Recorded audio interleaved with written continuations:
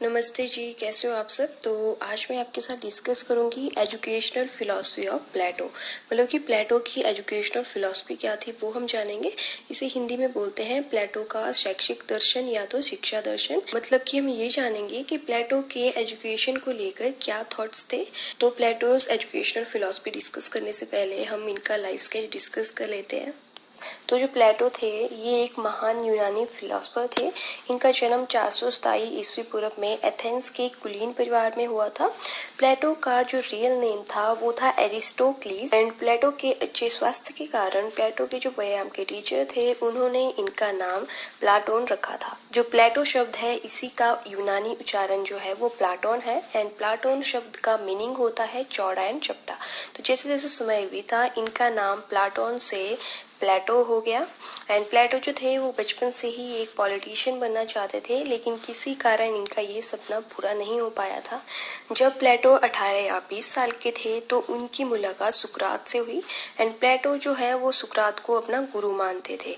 Although Plato and सुकरात जो है वो एक दूसरे से बिल्कुल अलग थे, लेकिन फिर भी प्लेटो जो थे वो सुकरात की शिक्षा से इम्प्रेस्ड थे। प्लेटो फिर सुकरात के शिष्य बने एंड सुकरात के विचारों से प्रेरित होकर ही प्लेटो ने राजनीति सीखी, सद्गुण सीखे एंड ये विवेकशील बने। फिर 399 ईस्वी पूर्व में सुकरात को मृत्युदंड दिया गया एंड इस दौरान जो प्लेटो थे वो सिर्फ 28 साल के थे।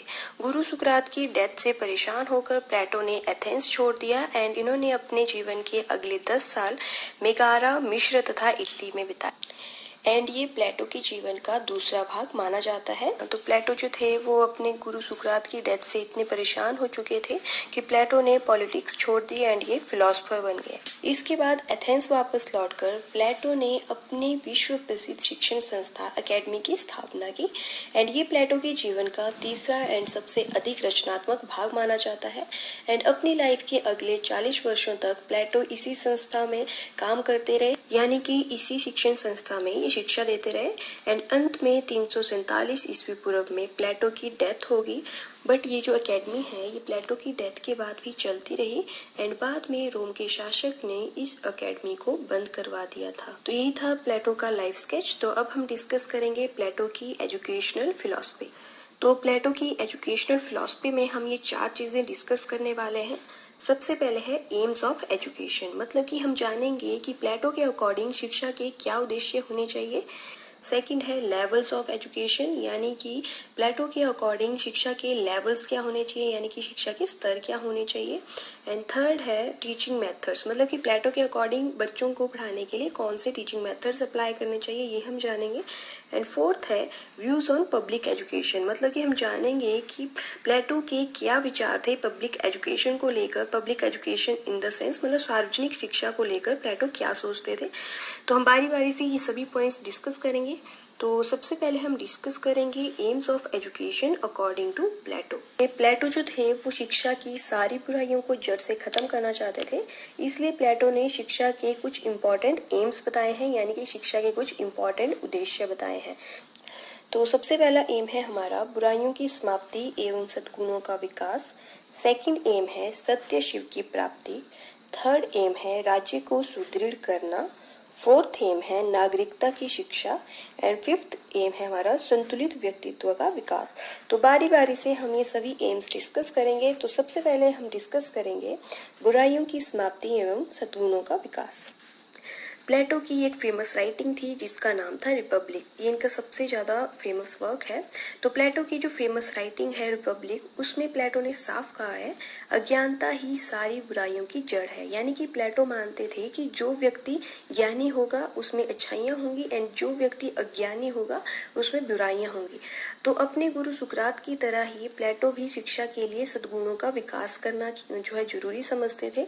प्लेटो जो थे वो इंटेलिजेंस को वर्चू मानते थे, यानी कि एक गुण मानते थे इंटेलिजेंस को। प्लेटो के अकॉर्डिंग व्यक्ति विवेकशील होने चाहिए, क्योंकि जो व्यक्ति विवेकशील होगा वही अपना एंड अपने देश का विकास कर सकता है, ऐसा प्लेटो मानते थे। इसलिए प्लेटो के अकॉर्डिंग सद्गुणों का विकास करना शिक्षा का मेन उद्देश्य होना चाहिए। तो प्लेटो के अकॉर्डिंग जो अगला शिक्षा का उद्देश्य होना चाहिए वो है सत्य शिव की प्राप्ति। तो प्लेटो का मानना था कि जो सत्य है वही अच्छा है एंड जो अच्छा है वही सुंदर है। तो प्लेटो के अकॉर्डिंग सत्य, शिव एवं सुंदर की प्राप्ति भी शिक्षा का मेन उद्देश्य होना चाहिए। प्लेटो जो थे वो एक आदर्शवादी शिक्षा शास्त्री थे। ये भी सत्य, शिव एवं सुंदर की प्राप्ति करने का प्रयास करते थे। तो हमारा अगला शिक्षा का उद्देश्य है राज्य को सुदृढ़ करना। सुकरात और प्लेटो के काल में ग्रीस में सोफिस्टो जो थे वो व्यक्तिगत शिक्षा पर जोर देते थे, परंतु आदर्शवादी प्लेटो ऐसा नहीं मानते थे। ये राज्य शिक्षा एवं राज्य के विकास पर बल देते थे। प्लेटो के अकॉर्डिंग राज्य अधिक इम्पोर्टेंट है, अतः प्लेटो का मानना था कि शिक्षा का एक उद्देश्य राज्य को सुदृढ़ करना भी होना चाहिए, ताकि शिक्षा से राज्य की एकता को सुरक्षित रखा जा सके।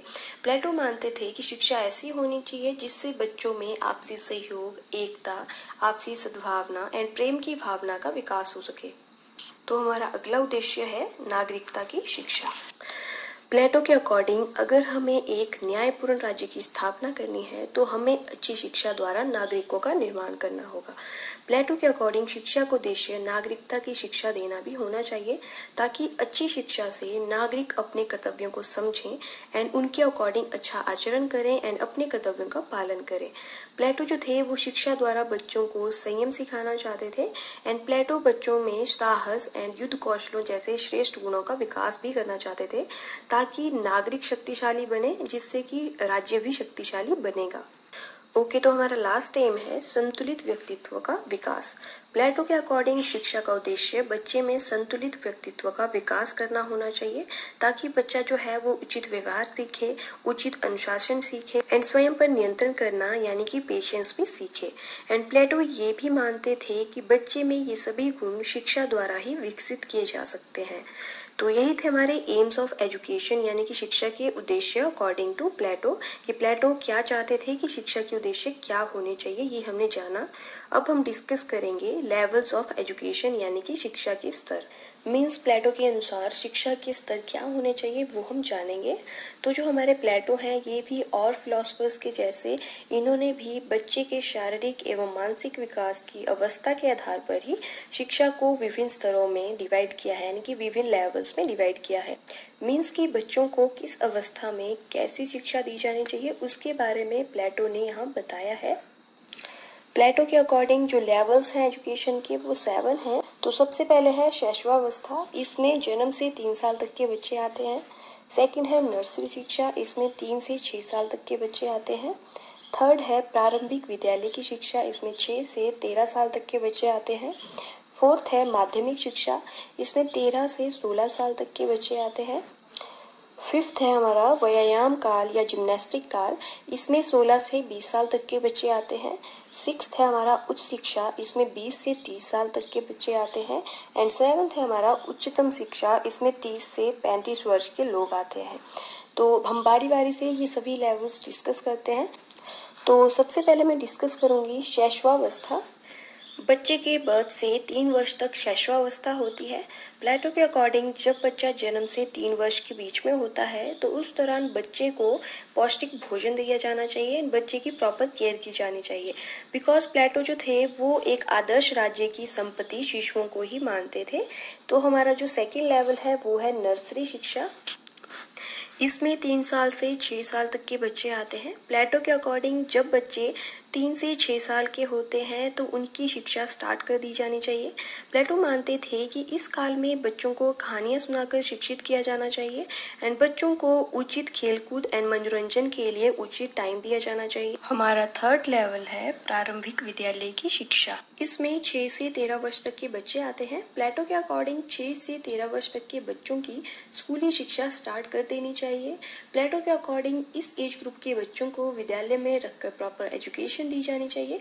प्लेटो मानते थे कि इस तरह जो बच्चे हैं उनको शिक्षा के साथ साथ संगीत, नृत्य जैसी शिक्षाएं भी दी जानी चाहिए, ताकि बच्चा जो है वो समानता और स्वतंत्रता की भावना विकसित कर सके एंड बच्चे की ऑलराउंड डेवलपमेंट हो सके। फोर्थ है हमारा माध्यमिक शिक्षा। प्लेटो के अकॉर्डिंग 13 से 16 वर्ष तक के जो बच्चे हैं उनको माध्यमिक शिक्षा दी जानी चाहिए।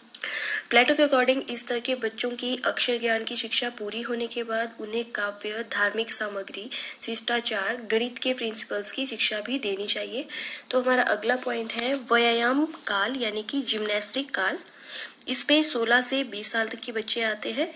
प्लेटो के अकॉर्डिंग 16 से 18 वर्ष की एज वाले बच्चों को व्यायाम, जिम्नास्टिक, खेलकूद आदि की शिक्षा देनी चाहिए ताकि उनका शरीर हिष्ट पुष्ट और मजबूत बने। एंड 18 से 20 वर्ष की एज के बच्चों को अस्त्र शस्त्र का प्रयोग, घुड़सवारी, सैन्य संचालन, व्यूह रचना आदि की शिक्षा देकर उनको प्रॉपर ट्रेनिंग दी जानी चाहिए। अगला स्तर है हमारा उच्च शिक्षा। इसमें 20 से 30 वर्ष तक की एज के स्टूडेंट्स आते हैं। प्लेटो के अकॉर्डिंग उच्च शिक्षा देने के लिए बच्चों को अपनी एबिलिटीज की परीक्षा देनी चाहिए एंड केवल चुने हुए जो योग्य बच्चे हैं उन्हें ही उच्च शिक्षा दी जानी चाहिए।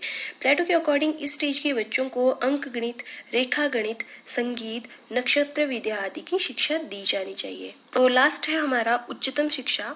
इसमें 30 से 35 वर्ष तक के लोग आते हैं। प्लेटो के अकॉर्डिंग 30 वर्ष तक की एज तक उच्च शिक्षा प्राप्त किए हुए विद्यार्थियों को आगे की शिक्षा के लिए अगेन परीक्षा पास करनी चाहिए एंड जो इस परीक्षा में उत्तीर्ण रहते हैं उन्हें प्रशासनिक पदों पर कार्य देना चाहिए। एंड जो भी बच्चे सफल होंगे उन्हें आगे 5 साल तक शिक्षा दी जानी चाहिए, जिसमें इन बच्चों से डायलैक्टिक्स या दर्शन का गहन अध्ययन करवाया जाएगा। एंड जो भी विद्यार्थी ये शिक्षा पूरी करेंगे उन्हें दार्शनिक या फिलोसफर घोषित किया जाएगा एंड ये विद्यार्थी फिर आगे जाकर राज्य का संचालन भी करेंगे। तो यही थे हमारे लेवल्स ऑफ एजुकेशन यानी कि शिक्षा के स्तर अकॉर्डिंग टू प्लेटो। अब हम डिस्कस करेंगे टीचिंग मेथड यानी कि शिक्षण विधि। इसमें हम जानेंगे कि प्लेटो के अकॉर्डिंग बच्चों को कौन सी शिक्षण विधि से पढ़ाया जाना चाहिए। तो प्लेटो के जो गुरु थे सुकरात, वो संवाद द्वारा ही बच्चों को शिक्षा देते थे। संवाद यानी कि डायलॉग भी आप इसे कह सकते हैं, तो डायलॉग द्वारा ही शिक्षा देते थे। तो प्लेटो भी इसी टीचिंग मेथड को पसंद करते थे।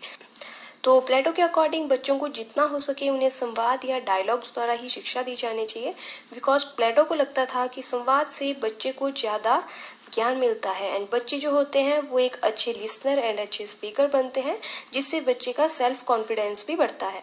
अब आपको पता है संवाद में क्या होता है कि आप वर्बली जो है टीचर आपको पढ़ाएगा और आप भी वर्बली आंसर करेंगे, तो क्या होता है आप अच्छे लिसनर भी बनते हो और अच्छे स्पीकर भी बनते हो। तो ऐसा प्लेटो का मानना था।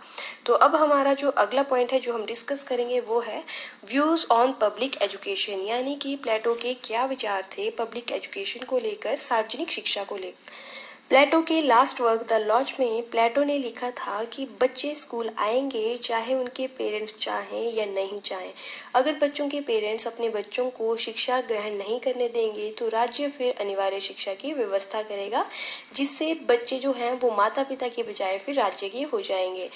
एंड प्लेटो ने ये भी लिखा था कि उनका ये जो रूल है ये लड़का एंड लड़की दोनों पर लागू होता है, बिकॉज प्लेटो जो थे वो गर्ल्स एंड बॉयज दोनों की एजुकेशन को सपोर्ट करते थे।